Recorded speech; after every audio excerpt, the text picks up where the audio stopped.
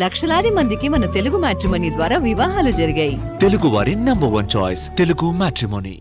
పాకిస్తాన్ ఇకపై అణ్వస్త్ర దేశం కాదా? మా దగ్గర అణుబాంబు ఉంది అని బెదిరించే పరిస్థితులు లేవా? ఆపరేషన్ సింధూర్ పాక్ అణ్వస్త్రాలను దెబ్బతీసిందా? న్యూక్లియర్ వెపన్స్ ఉన్నా అవి ఎందుకు పనికిరావా? అవుననే అంటున్నారు డిఫెన్స్ ఎక్స్పర్ట్స్. పాక్తో మనతో సీజ్ ఫైర్ అంటూ కాళ్ల బేరానికి రావటం అసలు కారణం అదే అన్నది లేటెస్ట్ హాట్ న్యూస్. బ్రహ్మోస్ దెబ్బకు దాయాదికి దిమ్మ తిరిగి మైండ్ బ్లాంక్ అయింది. పాక్లోని ఎయిర్ బేస్లను మాత్రమే దెబ్బతీశామని మన వాళ్లు చెబుతున్నప్పటికీ అసలు కథ వేరే అంటున్నారు రక్షణ నిపుణులు. 3 రోజుల క్రితం పాక్లోని వైమానిక స్థావరాలను లక్ష్యంగా చేసుకుని మన సైన్యం దాడులు చేసింది.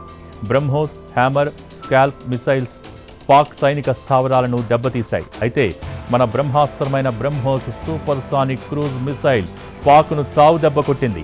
ఇస్లామాబాద్లోని నూర్ఖాన్ బేస్ ఉన్న కిరాణా హిల్స్ను ధ్వంసం చేసింది.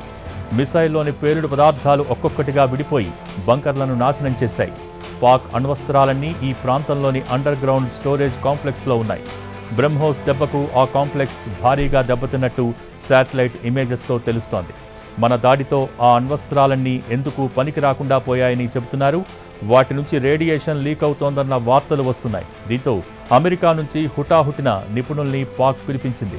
America nuclear audit aircraft పాక్కు చేరుకుంది. అణ్వస్త్రాల లీకేజ్, రేడియేషన్ ఎఫెక్ట్, వాటిని ఏం చేయాలి అన్నదానిపై వారు పాక్ అధికారులతో మాట్లాడనున్నారు. కొంతమంది నిపుణుల అంచనా ప్రకారం ఇక అణ్వస్త్రాలు ప్రయోగించలేరు. వాటిని నిర్వీర్యం చేయటం తప్ప అవి ఎందుకు పనికిరావు. తగ్గేదే లేదంటూ తెగ ఊగిపోయిన పాక్ కాళ్లబేరానికి రావటానికి కారణం బ్రహ్మోస్ ఎఫెక్టే అని అర్థమవుతోంది.